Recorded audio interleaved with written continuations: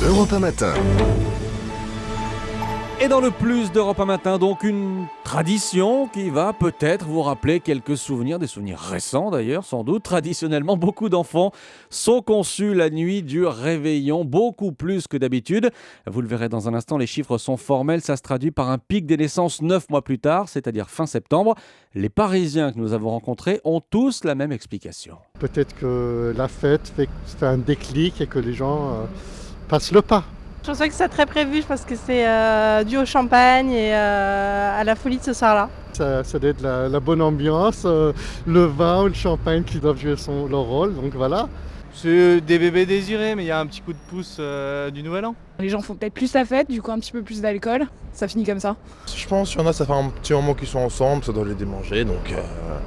C'est l'occasion. Ouais, c'est l'occasion, voilà. Ça les démange, témoignage recueilli par Jeanne Daudet pour Europe 1. Bonjour Anne Le Gall. Bonjour. Vous avez les chiffres et est-ce qu'on sait combien de bébés sont conçus la nuit du Nouvel An ? A priori, il y en a 2 fois plus qu'une nuit normale, ce qui Ah oui. fait un peu plus de 4000 bébés conçus au lieu de 2000 pour une nuit ordinaire.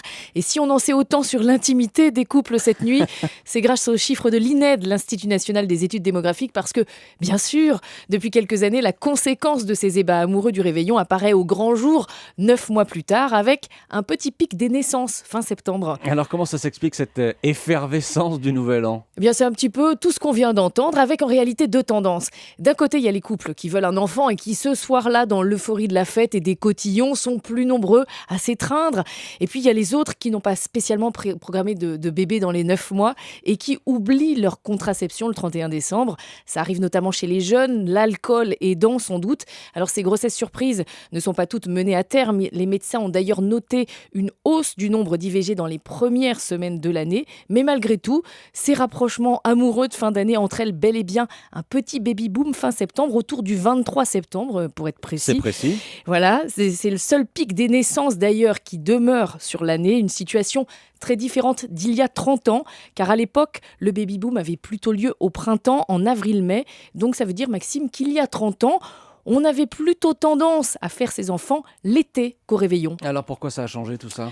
Parce que les Français font des bébés plus tard et qu'avec l'âge qui augmente, on ne peut pas toujours avoir un bébé quand on veut. Les parents n'arrivent plus à programmer la naissance idéale au printemps comme avant, ce qui fait que les naissances s'étalent toute l'année, sur toute l'année. Exception faite donc de ce pic de natalité fin septembre, conséquence du réveillon. Merci Anne Le Gall, c'était le plus d'Europe 1 Matin.